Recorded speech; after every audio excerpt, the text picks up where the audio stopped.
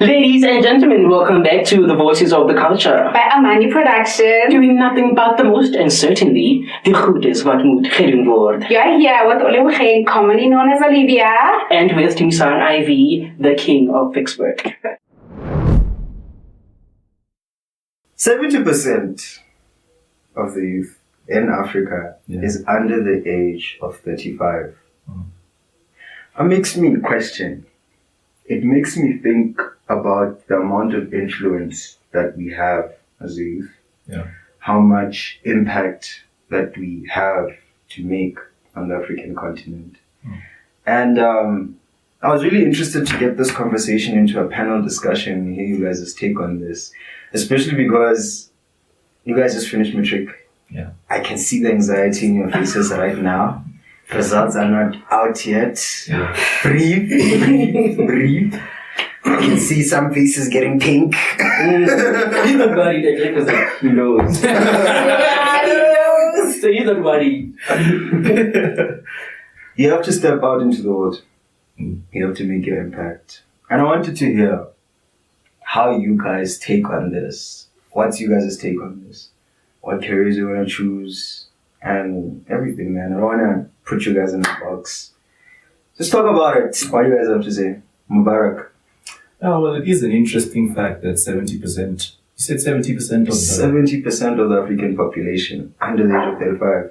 I think that makes us one of the youngest nations. Continent, actually. That makes us super, super, super young. And it's like opportunities, youth unemployment. There's a whole lot that we can dive into. What do you want to tell me first? If most of the country was older people, these people have been there for a while. They started businesses. They've established themselves. Now they can contribute back into the economy by hiring more people, hiring people into their business. These young people that we're talking about. So if there's 70% of the young people, doesn't it now put us in a position where we kind of have to make money out of thin air? Where are we supposed to pull money from? Who's being Because we are so young and so unemployed. And we are so young. There's another thing. When you think about it, our generation missed out on all of the most critical junctures where you could start a business. In history. We missed the internet boom. We missed when computers were just starting out, where all of these tech startups were busy coming up. You never see billionaires, millionaires that are our age. We're in that weird position where we're 18 now. If we were 18 maybe like 5, 6, 7, 10 years ago, imagine where we would be. It reminds me of this other meme where it's like, the housing bubble. It's in the American context, I'm sorry about that, but like, it's a meme that's running around social media. There was the housing bubble, people were buying houses, and where was I? In my mother's womb. Exactly. So like, Olivia, tell us what you think about that in terms of all of the wealth is like concentrated in older people. It feels like right now we have to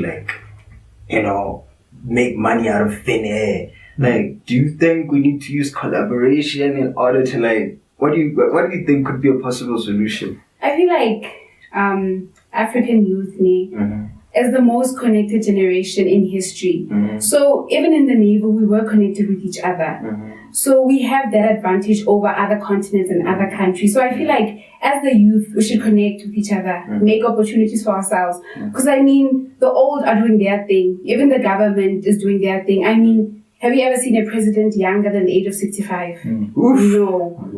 But the retiring age is 65. You understand? So I feel like we should connect within ourselves, depend on ourselves, because we were self-sufficient from the beginning of time. But that's another thing, Oliver. Okay, think about it like this.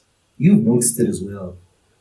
Sometimes on this continent of ours, the African continent, young people don't want to see each other achieve things. They don't want to see their neighbor doing better than them. It's this whole thing. It's a problem in the black community. I'll tell you this, right? I speak to a lot of random people in my day-to-day life, and there's this one elder guy. I met him as a father. His daughter's also around our age. So I was speaking to him, and I have all of these profound conversations with him. He was telling me about how at some stage he was a general contractor for the municipality, right? and he was doing a very, very, very good job. So his team manager came to him and said, look, I want to retain you. I want to give you a permanent position in the municipality here. So I'm going to put your name up to my higher ups so that they can go in and they can interview you and see how they're going to do this thing. So he put the name in, and guess what the higher ups did? They went and they interviewed his co-workers, right? He spoke to his co-workers. The co-workers came in and they were like, the employer, the guy who's trying to fill the position, asked him, oh, you know, what type of person is this guy? How is he? How does he interact with people? The co-workers were like, he's just this guy in the community, you know, he's a pastor, but no one goes to his church. So eventually he didn't get that position. Because of the co-workers' opinions. Yeah, because of the co-workers' opinions. People don't want to see each other succeed. So how are we going to collaborate now? I ask you. The monarch of Vicksburg. What do you have to say about that? Well, first I'm going to come to your friend's point when you said that our presidents are presidents in an age that you're not supposed to be. Now, I have a theory. Yeah. These people, they were going through hell during apartheid. They got slapped by a bull person. And now, an opportunity presents at an age of 65. Are you going to let it go? No, You've suffered all those years, and it comes, and you're almost going to die, and you have these government funds. So what are you going to do? That is why the youth of today, we are at an advantage. Because they went through hell for us to have all of these opportunities to use, which we don't. Oh, but what opportunities now? Really? We take them ourselves. It starts with us. Like, as you just said, we don't want to see each other successful or like doing better in life. I don't know how we're going to change that, but we should start there. I mean, collaboration. Collaboration for me is like going back to the point that Olivia and Mubarak spoke about the fact that we don't want to see each other win. I mean, this platform that I'm building here, I wanted to rely on as much collaboration as possible.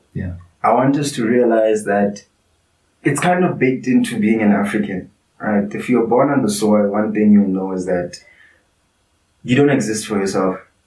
You exist for everyone. What's the term? Ubuntu, right? And it seems, I don't know if it's capitalism entering the chat, which I think we should talk about, but I feel like there's like some friction. We don't want to, collaborate and help each other. Because like, at the end of the day, these old people that were calling out, we say, in parliament or hold presidency, the one thing that they have all over us is wisdom, experience. They've been in the game for a really long time. But us, one thing that we do hold, we're young. We have innovation. We have spirit. Ambition, spirit. We have energy. But it seems to me we're not really utilizing that. Well, to utilize unrealized energy, you first need to be given the opportunity to use it in the first place, right? There's many young people that are out there that have tons of ideas that could revolutionize this country, but where are they being given the power or the platform to put these ideas in front of people who can actually implement them? Let me tell you what's the problem. Yeah. The problem is fear. It comes from our homes. The moment you tell your parent that you don't want to go to university, you want to pursue this and this and this, you're being told straight away that you're not doing that. You're going to go to varsity, you're going to be a doctor. It's already implemented in your mind, and you're being programmed to think that if you don't go to varsity or if you don't get a job, then you're nothing in society. And that's not. They want to give you the opportunities that they never had. But they're also killing your. Even at school, we are taught to work for people. Even at school, when you want a career, even in physics, everything, you're going to be an engineer. You're not going to own a laboratory or something. We are taught and being programmed to work for someone. We're not being taught to make opportunities for ourselves. My chat is this, I'm against this entrepreneurship storm that has taken over our continent. My issue is hot take. Hear me out. Not everyone is meant to be an entrepreneur. Not everyone is meant to be an entrepreneur, and the mentality now, if you're not people have this mentality now that if you're not an entrepreneur, you're nothing. People need to realize that they're stepping stones to this game. These people who are running these multi-billion-dollar companies, they started out somewhere. Some of them started, whether it was working at McDonald's, working anywhere. They had a boring, basic job. They started out there. They learned how the system works. And then they used it to their own advantage and they started their own business. That's where the collaboration comes in. Yeah. As people, we all have different things to offer. So if this one is business-minded, you are talented at something else, and we can like combine that and to make something else. Because as you said, we don't all have the same paths. We are all not meant to be entrepreneurs. Maybe I'm destined to help you reach your dream or to be the millionaire. We're not all going to be there. So we have to come together and realize that we don't have the same path. No, but I want to go back to this thing I was saying, right? About people not being given the opportunity to do what they want to do. Hear my chat. I was watching a show the other day. It was this young engineer in Stellenbosch, a mechanical engineering student, right? He was talking about how, since the government has now brought it into regulation that private companies are allowed to produce power, right? He was thinking about these ideas of why doesn't the government rent out power stations to the private sector, receive money from there, and receive power from the private sector. He was busy talking about these ideas, and he was mentioning how do you now go to a 75-year-old, an 85-year-old person, and you start telling him about renting out a power station? He can do it. They've been doing it in their classrooms, but you can't bring boundary-breaking ideas like this to someone who is so fixed in their ways that they're not going to be accepting of stuff like that. You know, think about it like that as well. You know, what do you think about that? Why would you wait for them to die? Nah, wait for them to die is crazy. That's people. We should wait for them. They have a lot of money. They're not going to die. They have to die so that they can leave their money to their children. They have to. Mediclinic will save them. They have to. Mediclinic will save them. That medical aid. Hey, man, it's a serious chat. It's a serious space, chat. Man. Well, before I get to my take, what do you think about it, sir? About the topic at hand. The topic at hand. Oh, sure. Well, Mubarak, well, you just said they're not giving opportunities. I feel like society is not the one that's giving them opportunities. Because let's say, for example, you put me and you here now. If I tell you that I went to this drama school and I was the big thing there, and if Mubarak comes here that he won a science Olympiad, I am totally overlooked. And we're focusing on this big, smart science boy. See, I feel like our community and our parents are just so close-minded. And it comes from way back. It comes from immediately when apartheid had just ended. They jumped so many steps and went straight to medical professions, accountants, and they kinda ignored the small things that make a country, that build a country, like basic skills. They skipped all of that and went straight to something big. Can I please add on that? Like, for example, our entertainment industry, it's taking up the whole world. And if you tell your mom, I want to be a DJ, or I want to, it's already chai. Like, exactly what you just said.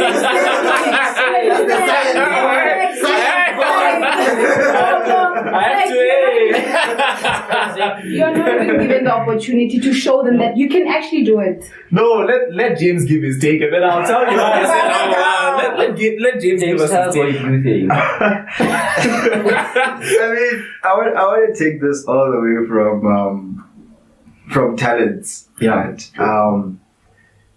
And one of you guys mentioned the fact that each and every one of us hold different talents, right? Different things that we're good at. Yeah.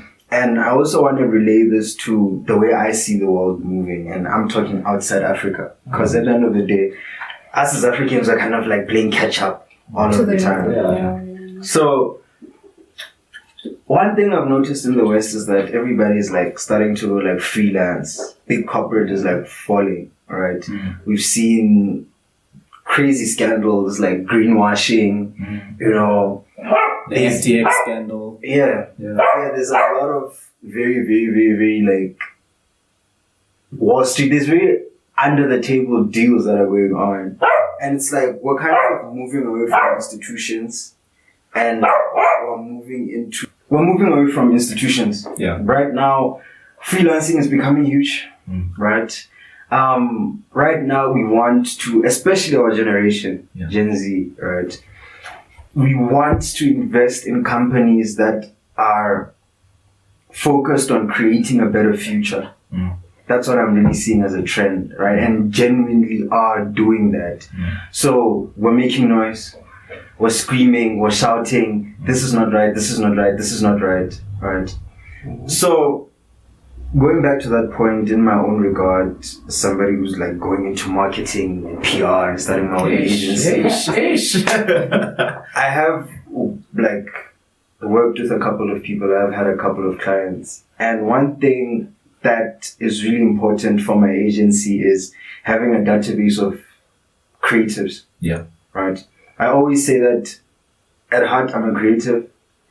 It's just that I'm trying to bridge the gap, which is essentially what my skill is. My skill is leadership, seeing a vision and honing it, right? So I create a database, graphic designers, digital marketers, all of these different freelancers.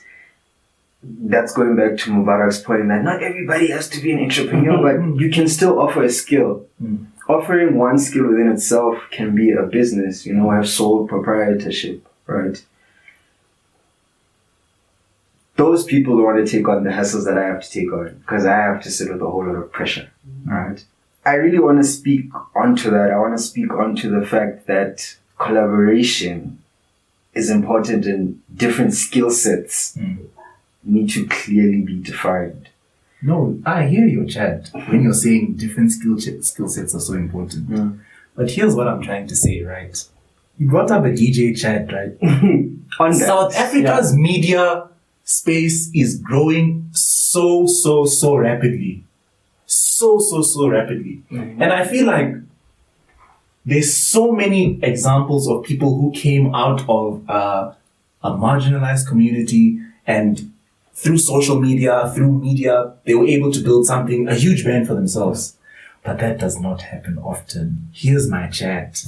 If everyone becomes a DJ, don't you think that the market being flooded by DJs is going to reduce the value of DJs? Not everyone. It's exactly what's happening with everybody studying medicine. Yeah, it's the same. It is the same, but I'm sure you know like 10 people that are DJs. Me? Why me? Like 10. No, I'm not targeting you specifically. I'm sure you know like 10 people that are trying to become DJs. If, say for instance, I'm making an event here, I have 300,000 to hire talent. If there's a DJ there, there's a DJ there, there's a DJ there, there's a DJ there, each one is going to be paid significantly less. So some skills really need to be held back behind a wall of, I have talent. Wait a second, guys. People need to be able to defend their industry, bro. People need to be able to defend their industry. Let's just say something. We're all DJs in here.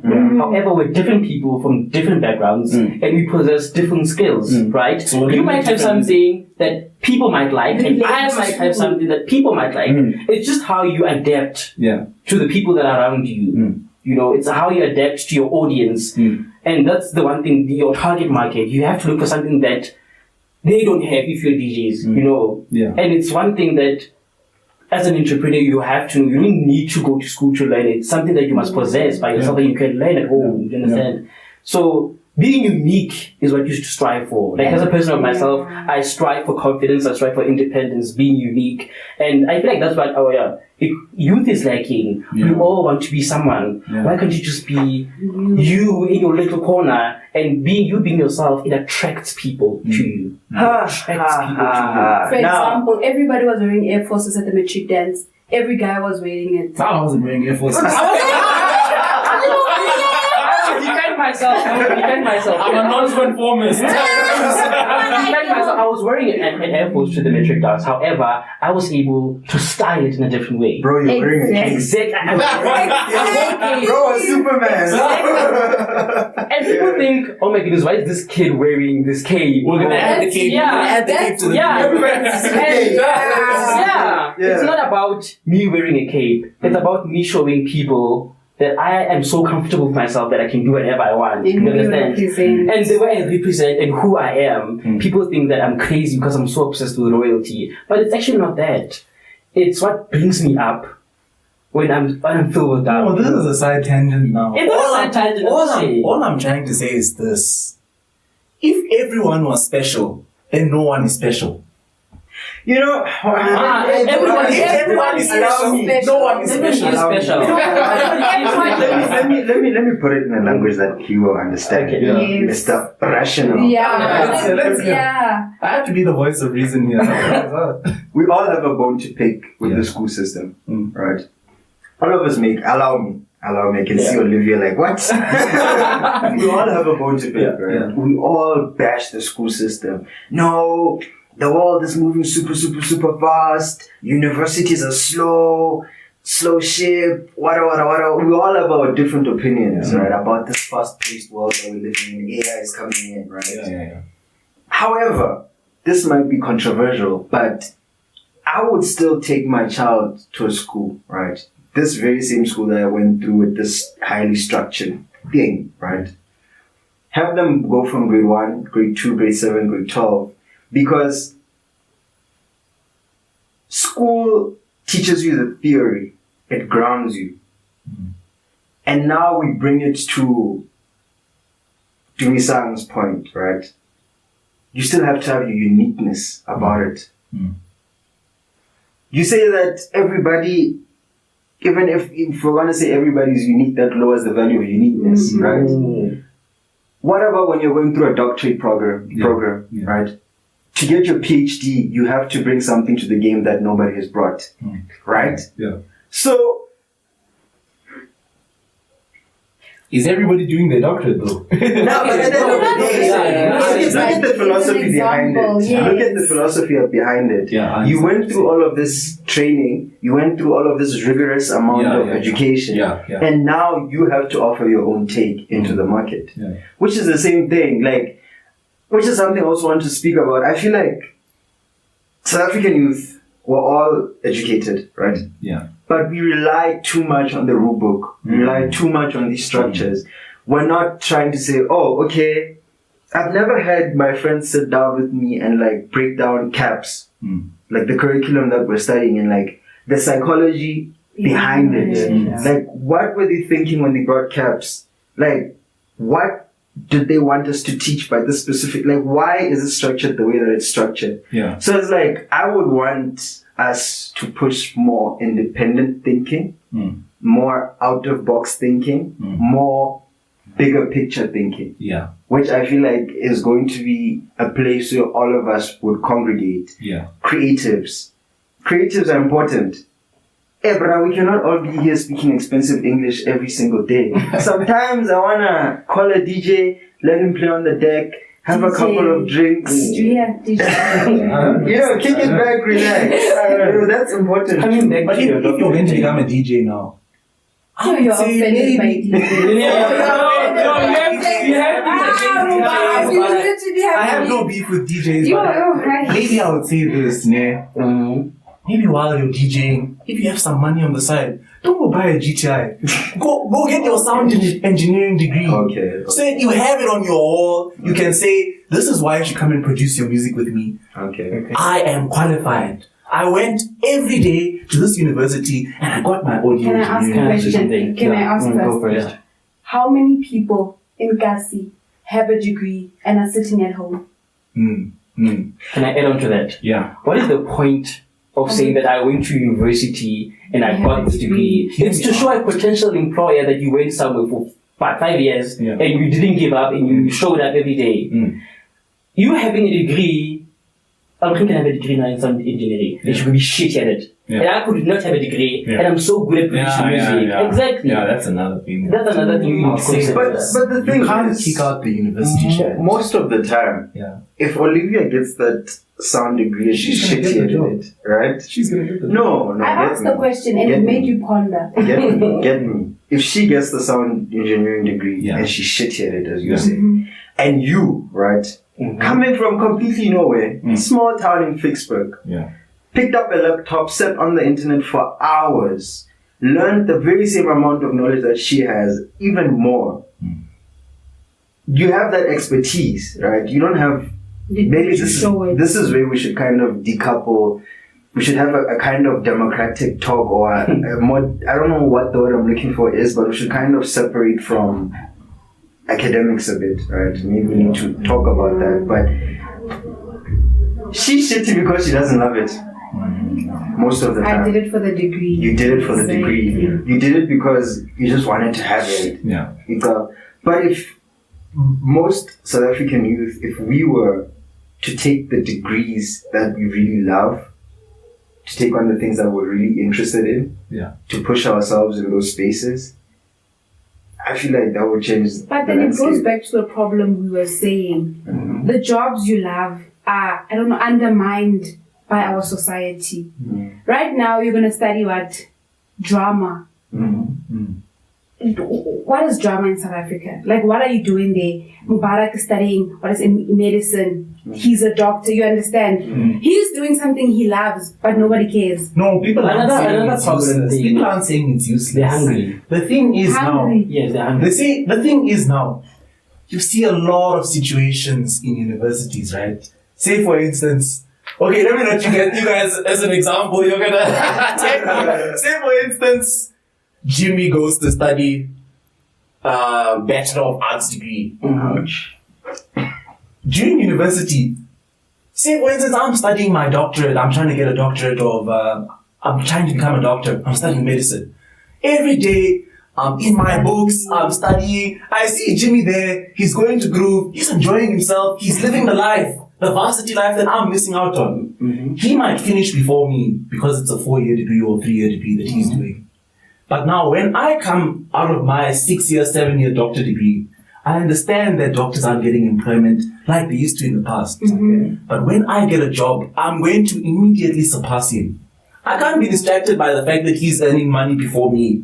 The moment I hit my stride, I'm going to surpass him and go far beyond what he's going to get. Why are we focusing on you're going far beyond than he? Because like you're studying for 9 years, Jimmy's studying for 4 years. And then 4 years, Jimmy got a job, he got a car, he got an apartment, he's stable. Got a wife. Exactly. By the time you start getting a job, you're like in your 30s, right? Now you want to play. You want to find girlfriends, you want to spend your money. Jimmy is the same age as you, and he already has a family now. He symbolizes structure, and you are still trying to find yourself because you spent 9 years of your life trying to get this degree, That's and you why have a lot of money, but exactly, and then divorce, Cough mixture.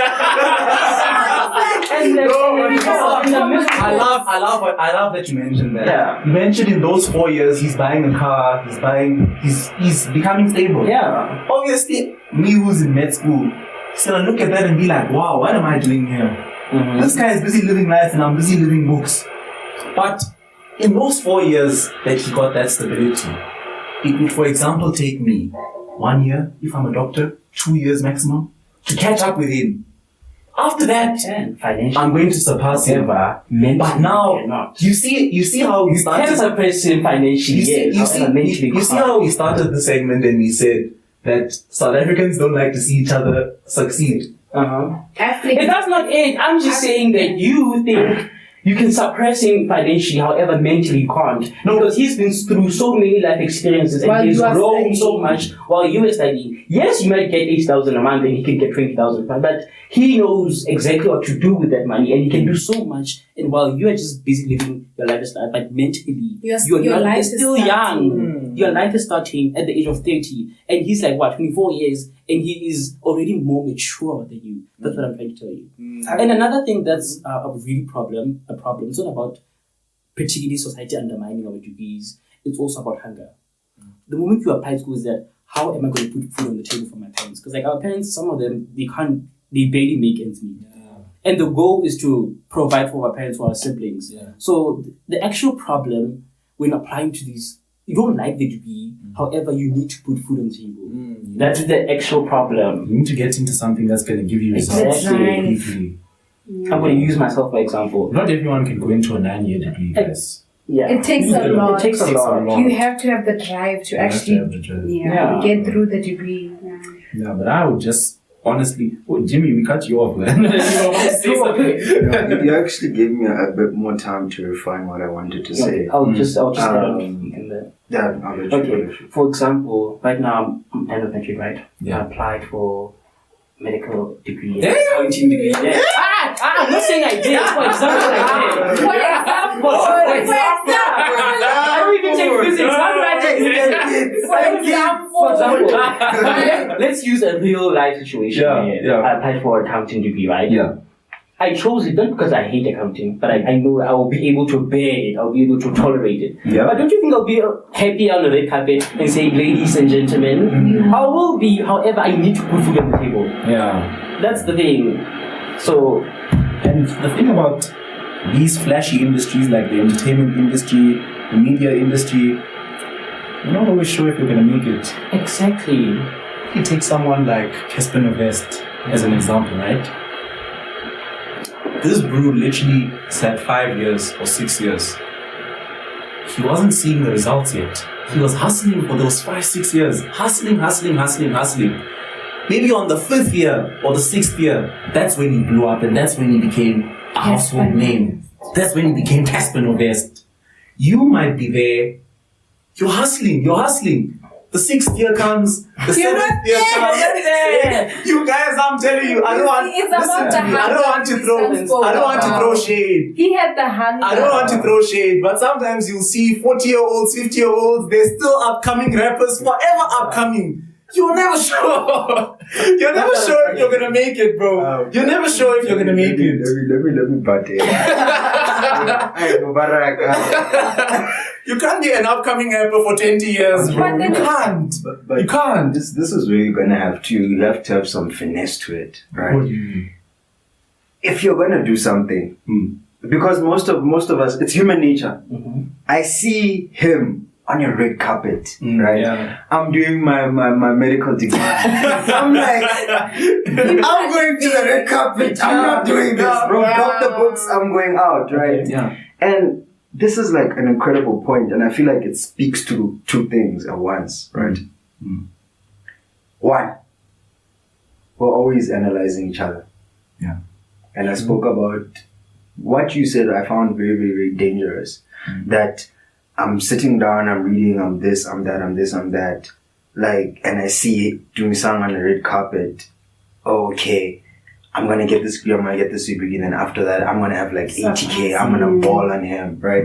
Why do you have to surpass him? Yeah, exactly. That's the point. That's what I quote him. So that's what we all agree on. This is why I'm like, it's the same way, it's what we started with. People don't want to see each other succeed. It's not only that, right? I strongly believe in focus on your own little bubble, right? If you're doing medical school, it's because you sat down, you weighed your options, and you're like, oh, okay. At the end of the day, yes, we want to be red carpet, we want to be all of this, and this is where I want to come back to that finesse point. You have to choose something that is viable, right? I can be a Casper Novest right now and risk 10 years of my life not making any cash and be like, okay, in this 10 years, I'm going to try my best not to have a kid. Maybe I'm going to stay away from relationships. I have this amount of time that I can just like, waste. Let's put it in that. Yeah. If things don't go well, it's chai. I have to like make a plan. I have to now build my life and I have to be stable, right? We can all you have to have that what if. You have to bet on yourself. You have to bet on yourself. If it is that I'm going to be a sound engineer and I know people look down on it, okay, how can I get as much authority and get as much respect in this? That's where you go and get your sound engineering degree, Yeah. right? To make yourself more credible, Yeah. right? So you have to have finesse to the things that you want to do, which I think people need to think about. It's like, I've met so many people, it's like, bro, you're really talented, but let's try and expand your talent like this. Let's try and make your talent more accessible like this, Yeah. right? And they're like, nah, James, you boring, why are you trying to bring books into them? I'm like, no, dog, let's look at it objectively, Yeah. right? Which I believe South African youth need to think about. Coming back to that point of choosing what you really love, as Mubarak, if you chose medicine, why are you, if you are going to take medicine, take it because you love it, and be so enveloped in that, so enveloped in that, bro, like the communities, your friends, the conversations. If you're really deep into that, you're not going to have time to look at other people. You'll be focused on the opportunities that you have. Tumi-san, who took that Bachelor of Arts degree, Yeah. right? And now when he gets to, when that 4 years is finished and he's stable because he focused on his own life. Yeah. It's not about prestige, which I think most people do. We go into medicine not because it serves a We don't. purpose, Because they want because we want prestige. We want everybody to view us as what. Because if you really wanted cash and to bring your family out of poverty, which I think is a discussion you need to bring, I'm just going to leave it and step back.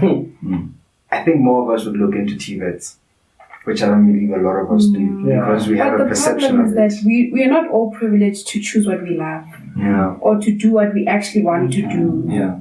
So that's the problem. Guys, I'll also say this. Not everyone has to be a doctor. Exactly. Some questionable individuals say that they're going to go into medicine, and I'm like, some no. We're not starting violence. Honestly, We're not starting I violence here, agree but there's so much on sometimes this point. wait. If there was a certain classmate of mine, I know how he was in class.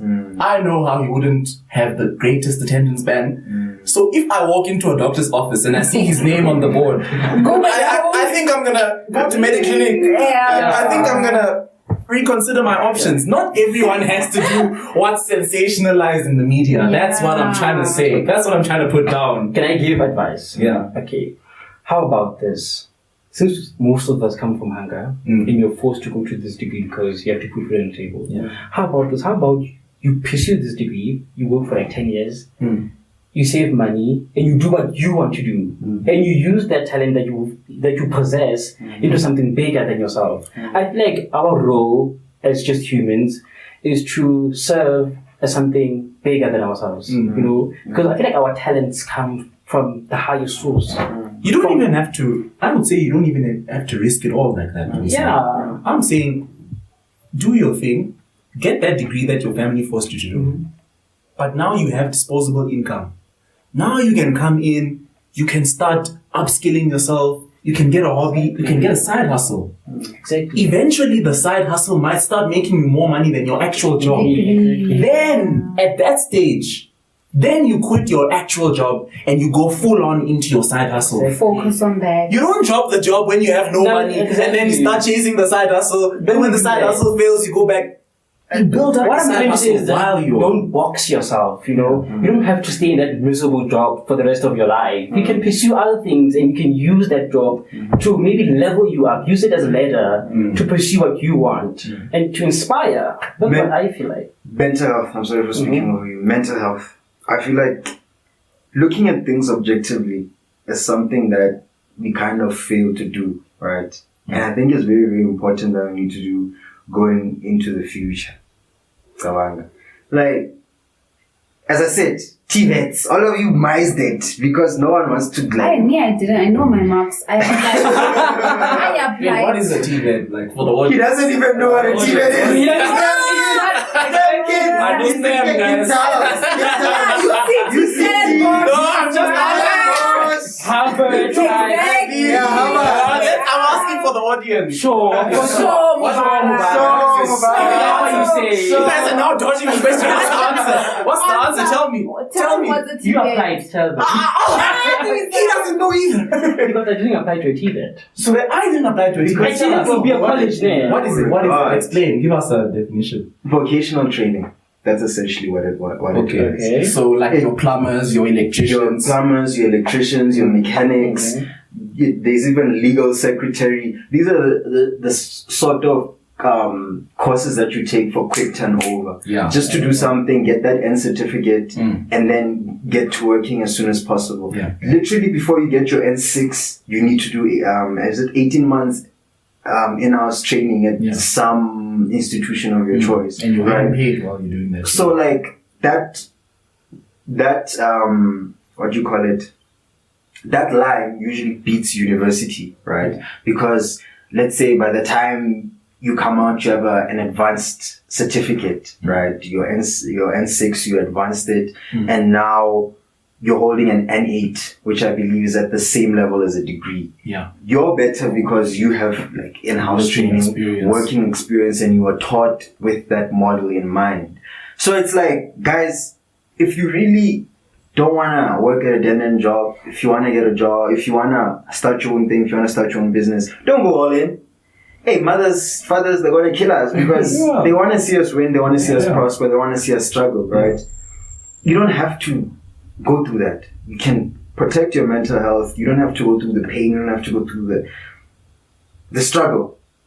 Go get your vocational certificate, get to working, work for a certain amount of years, save up, and then go this direction. Alright? Which I don't feel like a lot of us speak about. But it's not as easy as it sounds. You're talking about saving up as if you don't have other responsibilities. No, exactly. that's not what I'm saying. I'm not talking about the other responsibilities, Chad.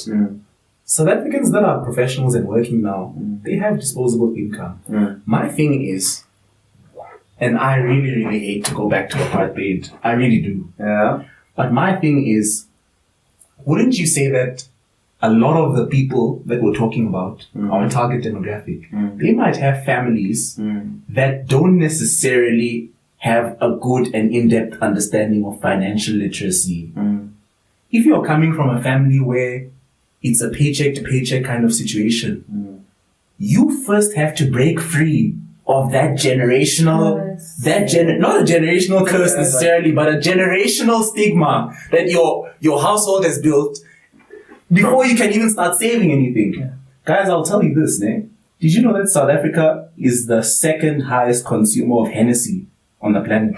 Alcohol, bro. Oh, Hennessy. Oh, Listen to me. This poor country that we're living in, that we're busy talking about, youth unemployment. somehow we have money. How much? I don't know how much Hennessy is. How much is Hennessy? Why It's like 500 a bottle. Like 500 rand a bottle. 500. We have, there's enough money for us to spend 500 rand a bottle on these things. Where's the saving going to come in? Where's the financial literacy supposed to come from? Loan sharks. So it might even be a situation whereby a white household might have taught their kids this, but a black household might not even know that this is a thing. That financial literacy, that budgeting. I don't think we know what an Where must emergency we fund check is. What is an emergency fund? Wait. I have a question. Yeah. Why do you have to go back to saying that a white family taught their kids this and a black family taught? You can have Because it's just the way our country is set up, you know? The white people had, I hate to mention apartheid, but they had a situation where their grandfather might have figured out how to deal with money. He taught his son, he taught his, this thing. It's something to aspire towards. That's what I'm trying to say. Financial literacy really is something that's lacking in the black But I community. feel like because you didn't have that growing up, it's something you want to do. Like you want to learn about it because you didn't have it while growing up. So we have that advantage over the white households we were talking about. They were taught that. So obviously your father did this, you're going to do this. We have an advantage of my mother didn't teach me this, so I'm going to learn it. I have to teach them. You see, But you don't know what you don't know. This is where we're going to see Tumisang. What is an emergency fund? Yeah. And it comes back to that point. Collaboration. If we're not here having this conversation about this, talking about financial literacy, breaking the mold, literally, we would still be in the same place that we are. And I feel like we're going in the right direction. But we just need to push more collaboration, more sharing of minds. We need to start the conversation. And speaking on the collaboration chat, I'll mention race again. Can I please say something slightly? Can I please say something that people don't really think about sometimes? Yeah. My friend groups are very multiracial, multicultural. So what you'll often see in many situations, say for instance to me, Sang, you are a white person. Say for instance, no, an actual white person. Say for instance, you are a white person, right? You go, you finish Matric. Now you don't have a job, you're sitting at home. You go and get a haircut, for example, and then the tani there will be cutting your hair. You'll be like, oh, so what are you doing all of this time? How are you keeping busy? Then you'll be like, oh, I don't have a job. And then you'll be like, oh, just come here, cut hair with me. I'll teach you how to cut hair. You can work with me. You can keep my books for me. They're giving you the opportunity. Say, for instance, you were an Indian. Oftentimes when you walk into these large hardware shops or these businesses that are owned by Indians, you see Indians behind the counter. A kid will come straight out of school and they'll be like, I don't have a job. Now this person within their community reaches out to them and they're like, don't sit at home, come here and work for me. I'll teach you the skills of the trade. Here's a job for you. How often do you see black people doing something? I remember I was having a conversation with this other Indian bro of mine. And he's legit like, I asked him, right now he owns a store and he was like, they're always selling. Yeah. It's like, hey bro, here's a store, 4 million rand worth of stock. Yeah. This building is like 1 million. You can take it for like 4 million. I'll give it to you 4 million, 1 million off. Yeah. There's always a discount. Yeah. And like he said to me, just for you. and I'm just looking at this man and I'm like, 4 million? Where will I get 4 million? And I was like, you know what? I'm not going to buy your store. Let's sit down and have a conversation. How did this start? How did you get here? Then it's like, no, this deal, no, don't give me yesterday. I want us to go back. It's like, no, my great-grandfather came here because he was called by his friend. They came, he worked, and then, and I'm 4th generation, I think he said. And for me to start this store that I'm sitting in right now, because it's a parts store, car parts store. He's like, I was working with my dad. My dad is in real estate. So I was doing some renovations for him. Then this other uncle came to me and he's like, yo, I want you to help me build this warehouse. Then it's like, oh, okay. Was that uncle an Indian? The uncle was also an Indian. He charged them 300,000 profit, right? Next thing, he's taking his money and he's investing it into flipping cars. Next thing, he owns a parts store. And I'm like, he's just growing. And he's like... You see how he first got that opportunity within his race. This person who might be Indian, for example, when he sees another Indian, most of the time he's going to trust that person. Because now he's in another country. He's in a country whereby they're not the majority. So you're going to trust another Indian when you see him. You're going to try and help him out. You're going to give him opportunities. Why is it that we as black people, we run this country? Why aren't we giving each other the same opportunities? Why don't I, if I own a shop, why don't I come to, say for instance, my friend has a son. I come to the son and like, hey, come and work for me. You can learn something about the business. Don't sit at home. Come and work for me. Come here. Why? You are to have pride. businesses. Black people have skills. Can I use it for an example? Okay. His father is a mechanic. He doesn't know anything about cars. He was given the opportunity to learn about cars, but he's not interested. The Indian communities or the white community are not given a choice. You're going to run this business. You are going to run this You're going to run this business. Can I tap on to Ole? Listen, I might not know anything about cars. However, I have accounting skills. I can take over my dad's business. I can hire people who know things about cars and I can run his business. It does not necessarily have to be you knowing exactly something about the business. It's about you learning a skill and implementing it on your family business. All I'm saying is, think about it. There are deals that are happening within races and the black communities, for some reason or another, excluding itself from that. That's what I want to say. Why? Collaboration. But guys, Collaboration. I will tell her that because collaboration has opened my mind up so much. I'm sitting with 3 beautiful people, beautiful minds, creative people who I believe in the next 10 years, you know, STEM kid, let's not talk about that. But in the next 10 years, I feel like I want to see big things from you guys. But it wouldn't have happened if I took that step out and say, Mubarak, what about this, what about this, what about this? But guys, I want us to wrap this up, to give some finishing conclusions. I want us to talk about self-belief, believing in yourself, right? Betting on yourself. And I feel like that's a huge problem amongst our, 1, race, 2, age group. Yeah. It's very hard for us to actually believe in what we're doing, right? So, how do each of you guys individually tackle that? Because you seem to all be fairly independent people. Starting with Dumisan, the monarch of Facebook. Okay, then. How do I deal with doubt? And how do I deal with not believing what I'm doing? Confidence. Confidence, basically, as an advocate of confidence. Uniqueness. But How do you... I'm a different person. And I'm put in different situations every day. And I have to handle different situations. But I'm going to tell you something that you guys are probably going to think it's very embarrassing. But in my room here, I have this crown that I need. Listen, right? It's made of paper, and my brother made it for me, but I fixed it, right? And each time I achieve the smallest things, I wear it, I look myself in the mirror, and I congratulate myself. As a person, you need to believe yourself. Gratitude, man. You need to be content with the smallest things that you have. And once you have that, you'll be able to step into some other existence, into a bigger version of yourself. So that's what I do. So find something that gives you confidence and run with it and never look back. Olivia? I feel like I'm not there yet. Like, as a person who struggles with insecurities, believing in yourself, I feel like I'm getting to a place where I'm starting to believe in myself. I don't know where I'm going to get that yet, but I'm getting there. And it takes a lot of confidence to say that. As it takes a lot of confidence, we're going to give you like a clap. It takes a lot of confidence to say that. As the only girl here, I'm going to target you now. I feel like that's something that girls struggle with a lot, right?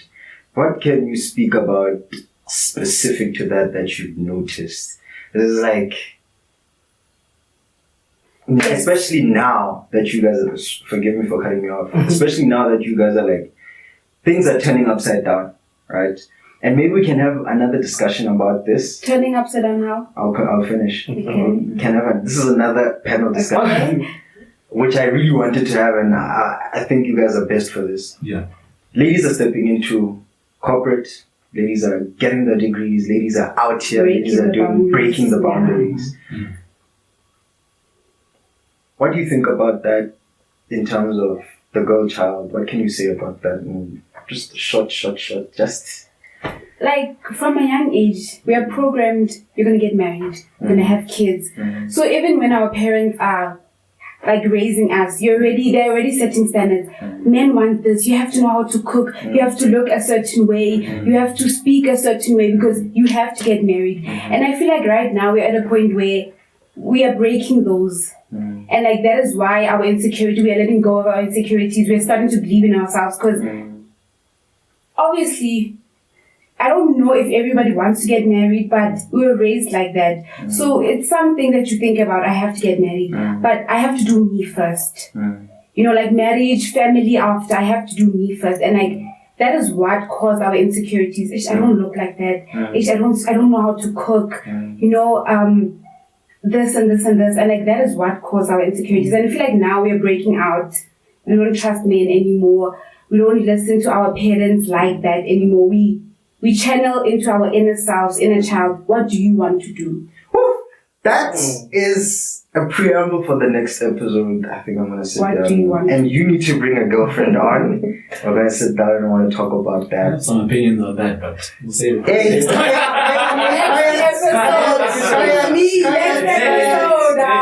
Hey, talking about confidence, how do you do confidence? How do you view it? Confidence is a very, very interesting and profound topic. I would say, as someone who has reached the upper echelons within my own small, isolated bubble, confidence is something that you realize, fake it till you make it really, really does exist. And I'll tell you how. The human mind is not as complex as we think in some aspects. Your mind can't tell the difference between you pretending to be confident and you actually being confident. So I would say, eventually, while you're pretending to be confident, you're going to reach a point where within yourself there's a shift and you realize that you're actually confident. You're not pretending anymore. That's what he told me. Yeah, even through Matric, I was pretending the whole time. And he actually told me, no, you are actually confident. And it's okay to pretend. It's okay to accept that you have insecurities. Because even the most confident person you might see whether it's a politician, whether it's an actor, whether it's a person that you look up to and you aspire to be like, they also have their insecurities that they're fighting that you don't know. There's generational curses that they're fighting that you don't know about. There's all these things going on below the surface. And the most powerful thing that you can do is to bottle these things. Okay, not bottle these things. Let me look for another word. To control these emotions to a point where it does not show on the surface. That is confidence right there. And that is the image that you're portraying out to the world. That's what I would say about that. Can I ask each of you a question? Yeah. Since we've spent so much time together, I think it's an hour or something. Yeah. What have you learned throughout the conversation that we had from each other? I'll start with you, Mubarak. I just want you to tell me what you learned from James, what you learned from Ole, what you learned from me, and then we'll just circle out. No, I've just learned that I might just be looking at the creative industry in a slightly negative way.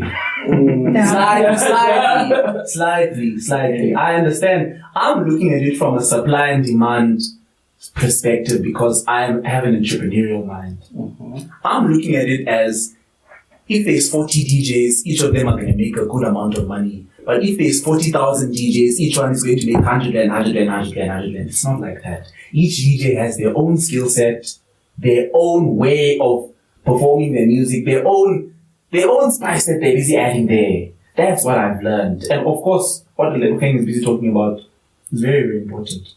I feel like the chat that women are kind of undermined in our society, specifically our African society, is a huge thing. On TikTok, I saw a video the other day of, apparently there's a culture where, you're not allowed to sit in the same room or eat in the same room as your father-in-law or something. You have to go and sit outside. These things are happening within our cultures. It's become a cultural norm to disrespect women. Whoa. A cultural norm. That's the next episode conversation. That's what I've And that's really what learned. spikes the insecurity. Yeah, that's what I've learned. You know what? Can you please go around? I'm still thinking what I learned. Okay, James. She's consuming. Consolidating her thoughts. One thing that I learned from Mubarak first, right, is STEM kids are not as bad as What is STEM kids? What are STEM kids? It's science, technology, engineering, and mathematics. Okay. Yeah. Who want to study that? STEM Who kids. want to study that? You guys don't know what I want to study, so how can you make this accusation? We know.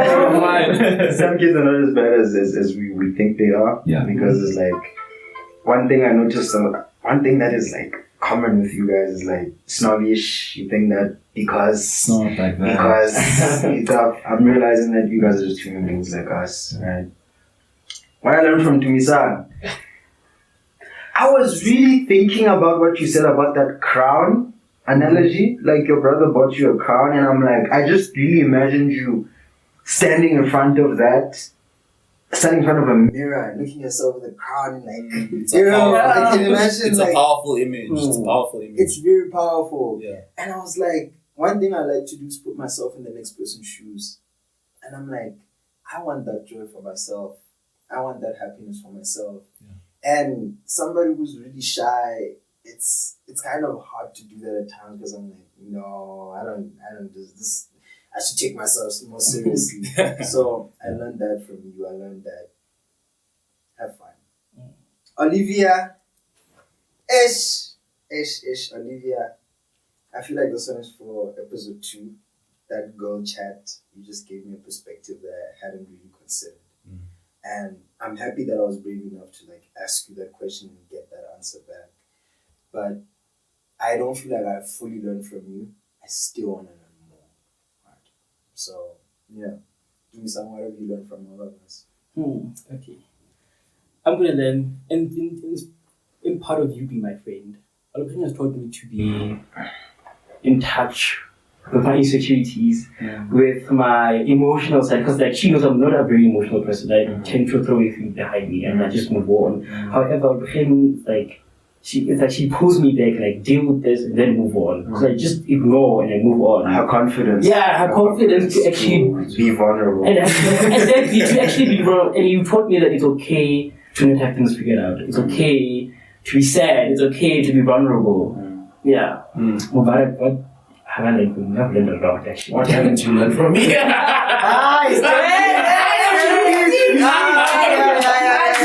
guys, I'm joking. I don't want to take the compliment that was given to us away.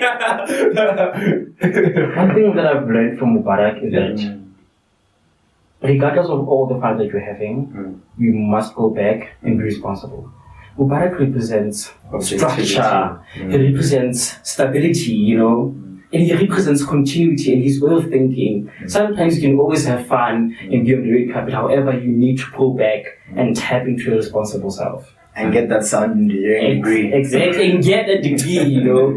So I've learned that from you that I need to be responsible regardless of the fun that I'm having. Because I'm a very spontaneous person, I'm always ready to have fun. But I need to be responsible. So I've learned that from him. And James, what have I learned from you is that regardless, I've met you for a very short time and seeing that what you've accomplished and what you've set up, it gave me a reason to actually start my own thing. Not just this, but other things. Be more brave. Be more brave to actually do it. Because I have so many ideas and I'm just like, nah, it's not going to work. And seeing you that you had this idea and you could have us here, that inspired me, man. It shaped my perspective on how starting small is like. So thank you guys for all of that. So I've learned one common thing through this session is to keep an open mind. To look like at things objectively. Because I'm a person where like I've been not caged, but my mom has raised me in a certain way where I have certain thinking and I have to do things like this or they're not like that. But being here with you and chatting with you is like, it's not like that. There's a world out there and we can view the world differently. Keep an open mind to everything and it's okay to have different opinions on something, And that's what I'm going to practice in my life, like to view a situation or anything objectively. And from a broader context. Yes, not just, Guys, it's 2025. We're sitting with bright minds. I can literally just see, I don't see faces, I see lights, you know. Because there's a light in front of us. But hey, you're not complaining. It's glaring. I'm happy to have you guys on. Thank you for coming through. We are going to record again. I'm telling you, I'm not asking you. That has been James Amani Productions. Thank you for stopping by. We'll come back for the next one. Thank you for having me. Thank you for